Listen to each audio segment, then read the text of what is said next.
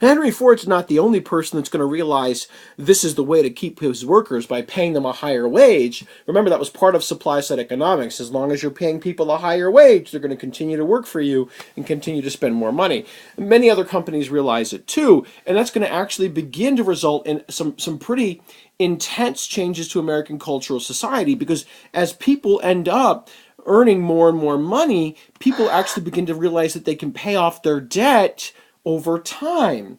So that before you'd have such small amounts of money, you didn't buy things unless you actually had the cash. With the increased pay, Americans begin to think to themselves, they're saying, hey, wait a minute. I think I can buy that computer or that couch or that car. I think I can do that over time. I don't think I need to have all the cash up front. I can pay a little every month. That's called credit, and it's one of the dramatic ways our culture changes over time, because between 1900 and 1920, America sees a real explosion of loans being offered to average everyday Americans, who then use those loans to actually go out and buy things they don't need, but things that they want.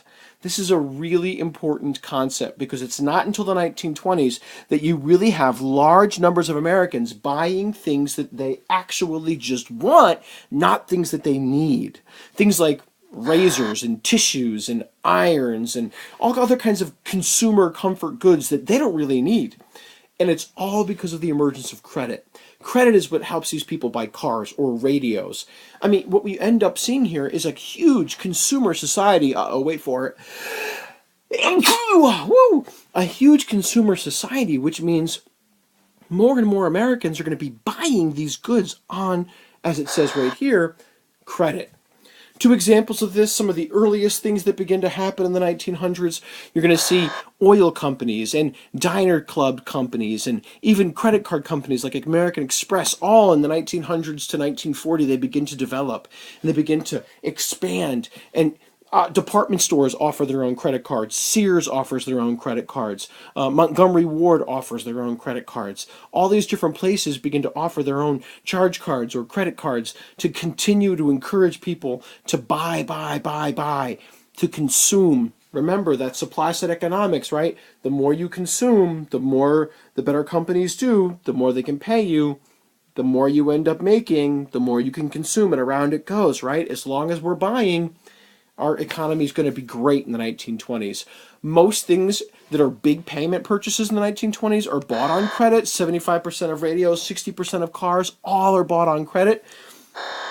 So you're going to see all kinds of companies emerge, whether they're car companies or radio companies, broadcasting companies, acting companies. All these kinds of things are put out there into our society, and it changes who we are, because now it doesn't matter if you're in Sheboygan, I think that's Wisconsin or maybe Michigan, I don't know, whether you're in Topeka, which is Kansas, whether you're in Albuquerque down in New Mexico, whether you're in Tallahassee, which is in Florida, you can get the same access to information. America's culture begins for the first time to start to knit itself together.